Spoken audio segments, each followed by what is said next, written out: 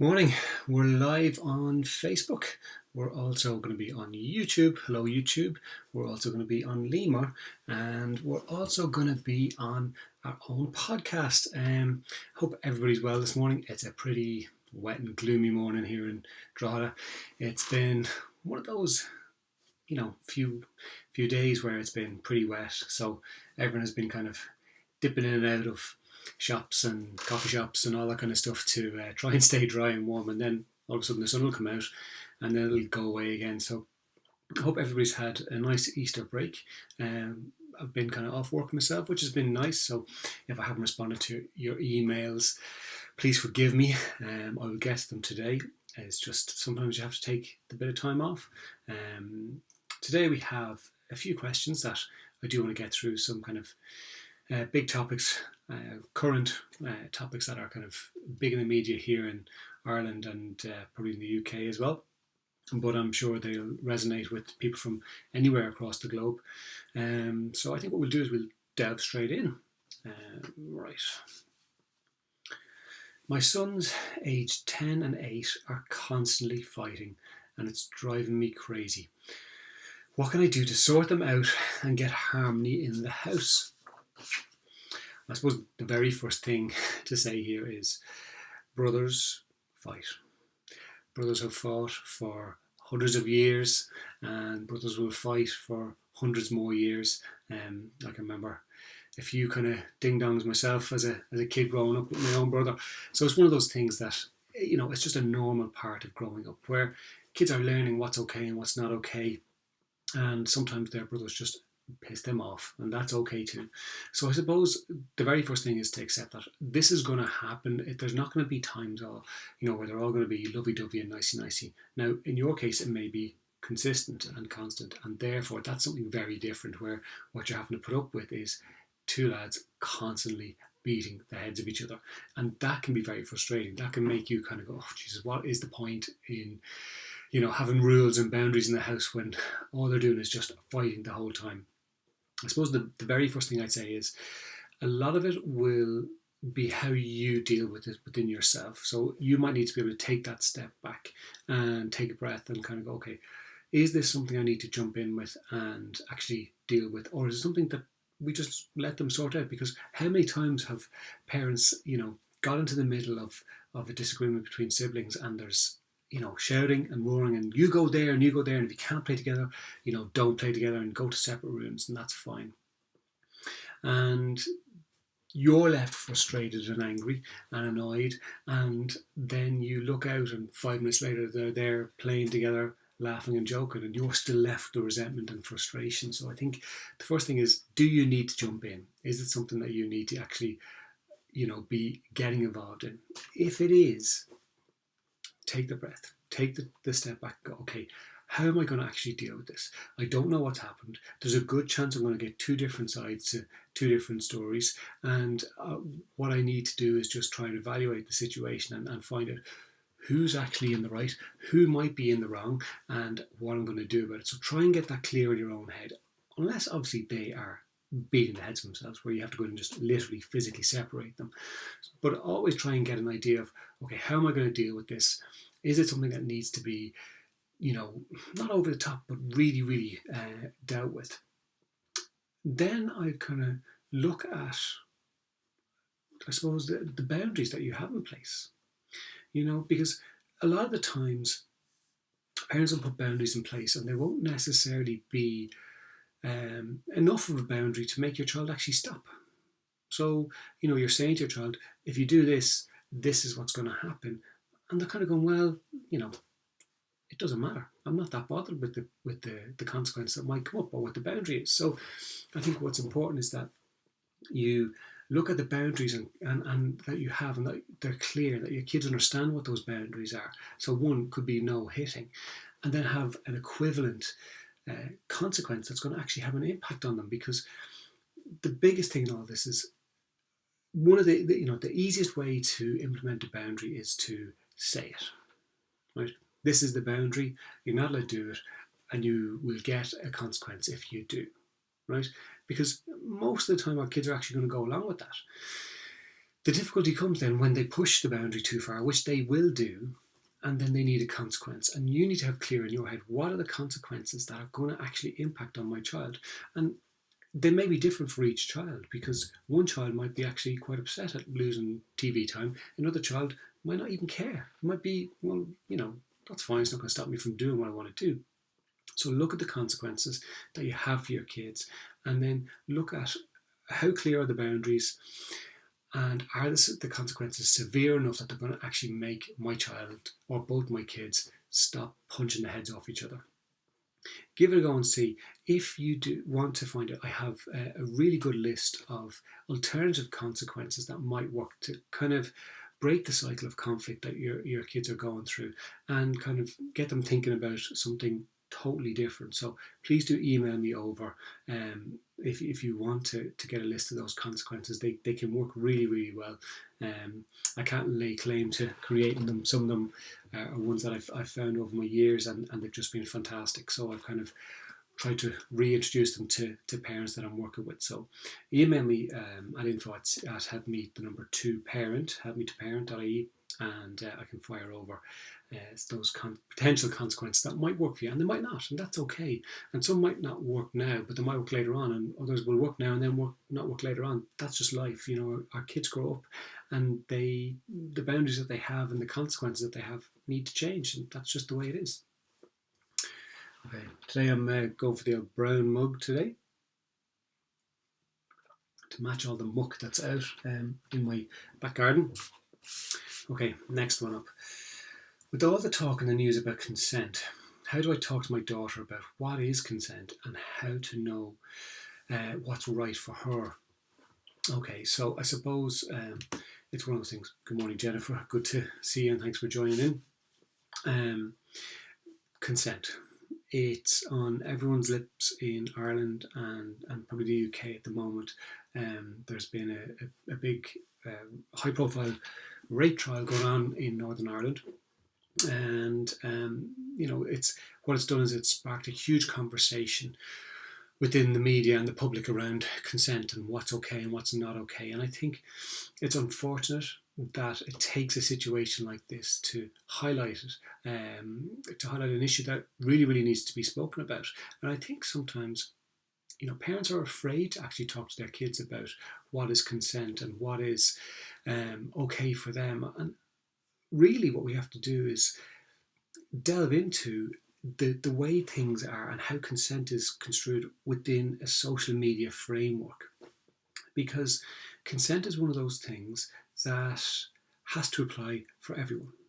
So, I've worked with groups of young males, and I've worked with groups of young females around consent. And one of the biggest things that I always found was that the females were the ones who were, I suppose, a bit more flexible in their consent. So the groups of young men that I work with generally were the ones who kind of went, well, I'd never expect X, Y, or Z from a girl, or I'd never ask her to do something that she wasn't comfortable with. Now, they may be saying that, and that may not be the reality, but a lot of the times, I've been surprised at how many young women have said that, well, I'd allow my partner kind of hit me once, but I wouldn't let him do it twice, or well, you're expected to do X, Y, Z, and it's what everybody else does. And I suppose there's a few different things going on here. There's pornography and our children's exposure to pornography, and then what expectation that creates for them when it comes to their own personal intimate relationships as they grow up. The second thing is, it's okay to say no at any time. Okay, and I think unfortunately maybe there is that blurring of the line sometimes where people will say that, well, she was dressed like this, or she was kissing me, or she came back to my bedroom, and that was that. What I would say is, it does not matter, and it's okay to say this to your sons and your daughters. It does not matter what the situation is. If a girl stops at any stage, you stop. And it's okay to speak to your daughters around stopping. It's okay to say no at any stage at all in the whole intimate process. Okay, it doesn't matter. You can stop. And I think it's something that we need to do. And if it is highlighted in the media, it's an opportunity for us as parents to have those conversations. Now, obviously, it depends a lot on what age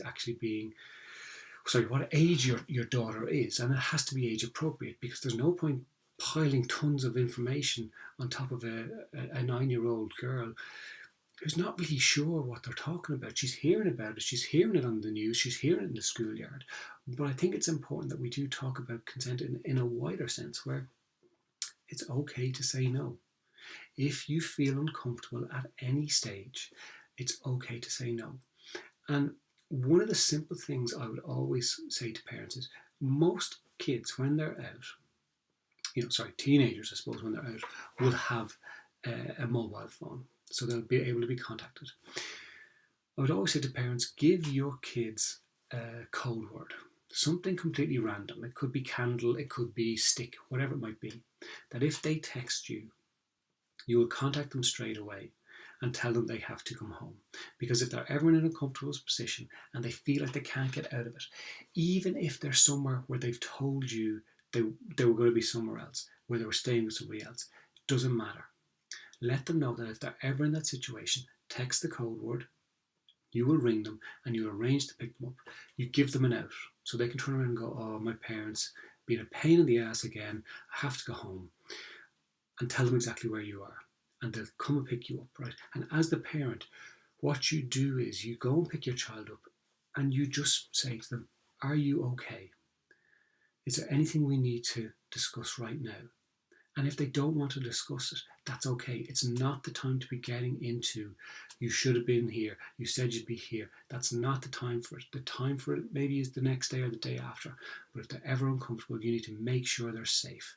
So give them that out. Let them have that space where they can contact you and know that they're not going to get an earful as soon as they get into the car. The other thing is that we talk to our kids in a kind of a roundabout way about, when they're growing up, about other people touching them or adults touching them in an inappropriate way or anything like that. We have those little conversations. They may not be that open, but we do have those conversations. This is no different. And I think, again, consent comes back to social media, where a lot of teenagers will send photographs of themselves in certain stages of undress. And I think we have to have a conversation around, is this actually okay for you? Are you just doing this to please somebody else? And it's okay to say no. It's okay to say no. And there's a whole other talk then around, when you put something online, it's there forever. You have no control over it.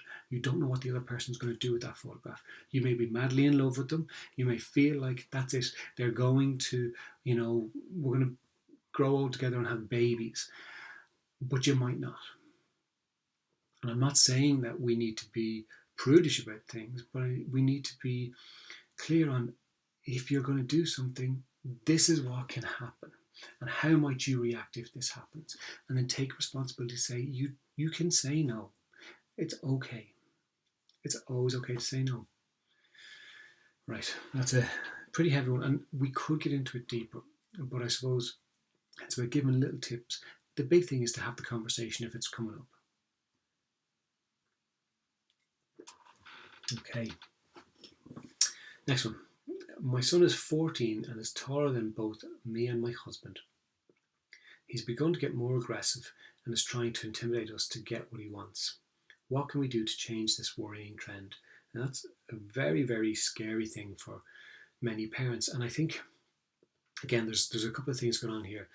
It's one of the reasons why I will say to parents, it's never okay to be physical with your kids, physically aggressive with your kids, with slapping or whatever, when they're at a small age, because, one, they could, imagine how scary it would be to look up to somebody who's, so much taller than you, who you rely on for everything, for food, water, heat, love, and they're going to hit you, right? And there's nothing you can do about it. There's absolutely nothing you can do about it. That's the first thing. The second thing I would say to any parent is, if you're going to get, physically punish your children, there is a good chance that they're going to get bigger than you someday, and that they're going to get bigger than you in the teenage years at 14, 15, 16, where their brains haven't developed enough to know that it's not okay to get physical with my parents. And all of a sudden, what they've learned is, if I don't get the response I want, if I'm physical, I'll get it. So it's really important for parents, even if you've got small young kids, don't be physically aggressive with your kids. It's not okay, and it could come back literally to bite you in the ass. Okay, so this lady's in this position, and her husband now, where their 14-year-old is taller than them both and is trying to physically intimidate them. And I've seen parental relationships, I've seen small little grannies of less than 5 foot able to control 6'5", teenage boys, because it's to do with respect. So maybe what you guys need to do is sit down and have a conversation around respect and what is okay and what's not okay in the house. Now, the chances are you'll be sitting there listening to this and go, yeah, that's all well and good, until the next time we say no to them. But I suppose you need to be consistent with your boundaries. What are the boundaries? What are the consequences? The consequences have to be strong enough that he knows that it's not worth doing. Now, you may not be able to do that yourself. What you may need to do is you may need to get in touch with the Gardaí. So like I've said, quite a few times on this show, is that it's important that if you are struggling to deal with a physically aggressive child, it's okay to ring the guards. In fact, it's imperative, because your child needs to know that you won't accept it. If we accept it once, if we accept it twice, if we accept three times, it becomes the norm, and they know that they can do it.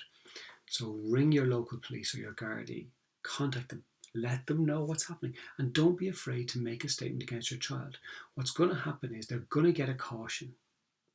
Okay, they're not going to be sent to jail, they're not going to have a criminal record, but they're going to know that this is the line, that it's not okay.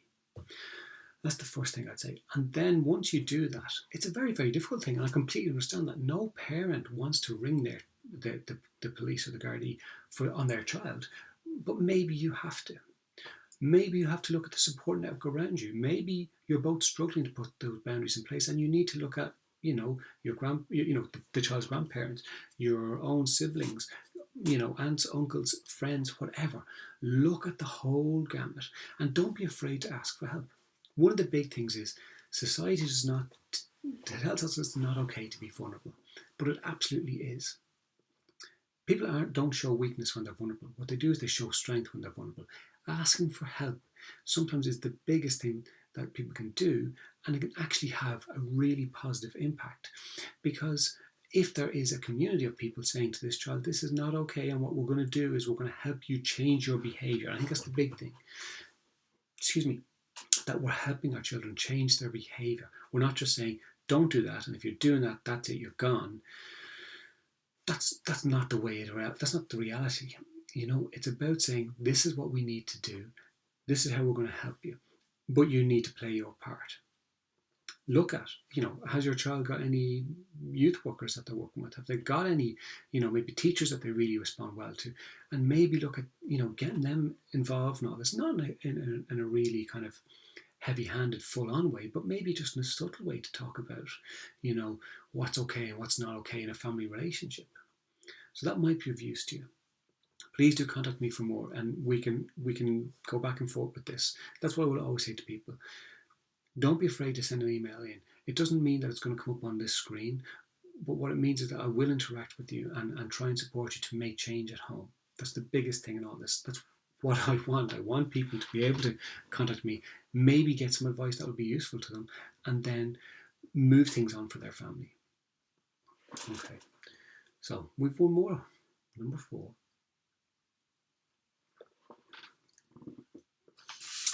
My nearly 3-year-old has successfully potty trained and is now exceptionally proud of his poo, and wants to show everyone in play school and anyone who comes into the house. What do I do? Have a parade. Get bells and whistles and let him walk around with his little potty and show off his wonderful achievements.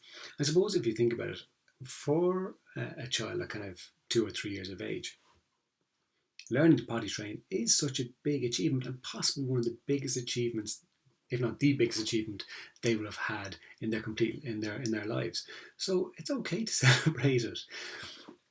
After a while, you don't want him walking around when he's 15, showing his poo around in a potty.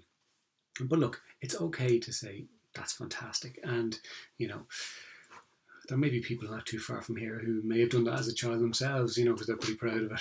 It may have been their crowning moment in their whole lives, but anyway, we won't get into that. Then you can slowly start to talk about, okay, we don't need to show it to everybody after they've had that initial kind of, aren't I fantastic? I've done a poo in a potty all by myself. Let them have their moment in the sun. And then you can slowly start to talk about, okay, well, we don't need to see it. And in reality, it'll start to wear off. They won't be that proud of it after a while. So maybe just kind of write it out and let them see that it's actually okay to, get a bit of a pat on the back for such fantastic work. I'll leave it at that. So be proud of your poo, people. I hope you have a wonderful week, and we'll see you next week. Take care.